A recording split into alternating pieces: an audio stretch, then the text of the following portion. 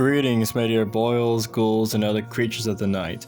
My name is Crypt, the god of grim literature, and welcome to Learning with Crypt, a series where I talk about favorite things such as history, the supernatural, and my specialty, lore. In the previous episode, I explained the 9 layers of the purgatorial host and its history in depth, but today, I'm going to cover the 9 rings of the hellish host. However, before I get into that, here's a brief history of hell. Granted, not much is known about the hellish host's early years. Even scriptures before man knew language only mention it a handful of times, but later on in the millennia, it has been confirmed that this host exists in the deepest, darkest sectors in the omniverse. And one of the most well-known tales involving hell was the Second Cataclysm, aka a 20-year-long war in the heavens. And here's the brief history about it. Basically, this war was started by this dude, Helo, the virtue of obedience. The reason why he started this war differs in each doctrine, but he convinced 1/3 of the heavenly host to aid him in the conquest to destroy all life, or something like that, who knows. But they all failed, obviously, and fell into a little dark space between the hellish host and the abyss, dubbed Caliaphoth. Okay, hold on. Why wasn't that realm mentioned in your Beyond the Multiverse episode, huh? Hey, did I say you can talk? Hey, jeez, sorry, I was just asking. That's it, no BBC tonight. No, please, no! What I meant to say was, after 1/3 of heaven fell into Caliaphoth, the leader, Helo, he morphed it to be hospitable enough for him and his army, then renamed it to Tartarus and tethered it to the other hells. But more on that later. The Fallen changed their names, and Helo became Halo, and the strongest ones within Dimension Fallen became chthonic rulers, established demonic noble houses, etc.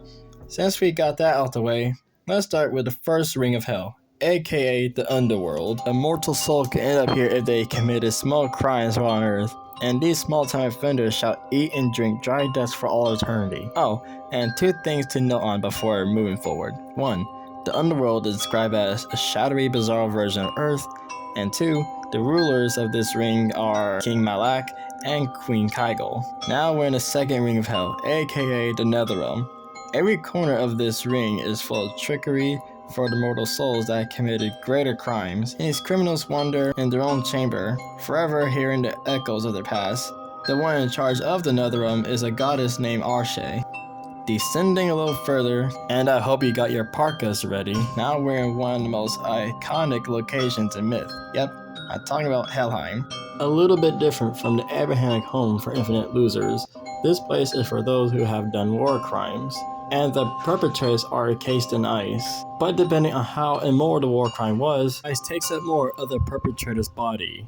And just like the previous mentioned Netherrealm, this ring of hell have a sole matriarch, which is being Hela, the cold goddess of death. Alright, now store those parkas away because we don't need them. For that, we're in the very center of the hellish host itself, aka the Inferno. It's given that name for its being the literal Abrahamic hell, but this hell is reserved for sinners that done hate crimes, especially when they were a zealot. These bigots are stuck in their own pit of fire and forever burned for not only for their crimes, but for their lack of respect for their fellow man. The ruler was Tiamat, the demon god of fire, but he ended up being killed by his half-breed son, Dante Mesha. It's said that he ruled the Inferno since his father, King Malak, yep, the same Malak from earlier, fell from heaven. But after Tiamat's death, he was replaced by another deity, named Tekka, the god of flames. It's said that the fires of the Inferno were so intense that the smoke itself became the whole entire ring of hell of its own. Speaking of which, we're in Smognia. The ruler of this place is Capnos, the smoke devil, who act as a warden towards sinners who done violent crimes, including murder. Here the violent criminals shall breathe in the surrounding smoldering ashes and burning embers as punishment. 4. That they took the last breath of their victims. For the 6th ring of hell, we're in Sheol. Not much has been documented about this unlawful place, but it's a prison for souls that were unorthodoxy to say the least. The torture that these sinners sustain varies. The one in charge of Sheol is Karazon, the heresy devil. And for the unlucky number 7, we have sin. Basically, a sinner's soul can end up here if they've done any of the cardinal sins, but if one of the mentioned sin outweighs the others, the manifestation of that sin will materialize to torture the sinner forever. This specific ring is unique due to it not having one, not two, but 7 rulers.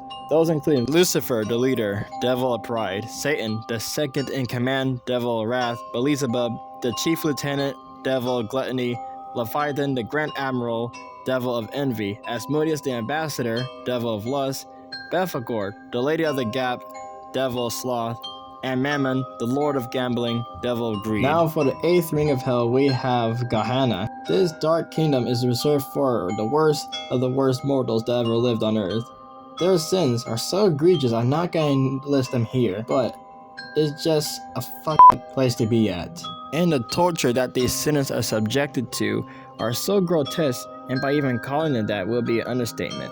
The sole matriarch of Gehenna is Kenya, the goddess of punishment, but 2 other entities also have their hands on this hell as well. One being Alistair the Tormentor, lord of the Mallet branch and Kenya's most loyal servant, and the second being Kazan, Halo's youngest but powerful offspring. He is the very god of pain and pleasure, as well being the physical embodiment and lord of forbidden desires. Kazan is Kenya's overseer. There's a lot more to say about them, but that'd be for another time.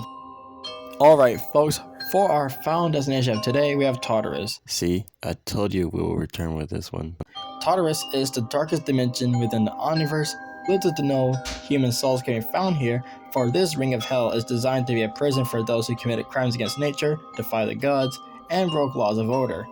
The sentence that the sinner will serve varies, usually being a lifetime to eternity. The beast Cerberus is Tartarus' gatekeeper and warden. Within this ring lies a floating city called Pandemonium, it being the capital of the hellish host, and it's rumored to house the root of all evil.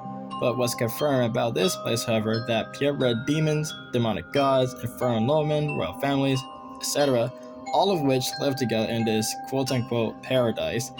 But it's been suspected that everybody's out to get one another, yet none dares to go after their supreme dualistic overlords, Halel the Scarlet King, and his wife Lilith, the goddess of lust and envy, plus their 7 offspring. And just like that, the Afterlife trilogy Explained has been finished. This has been Crypt signing off, and I love you all cosmically.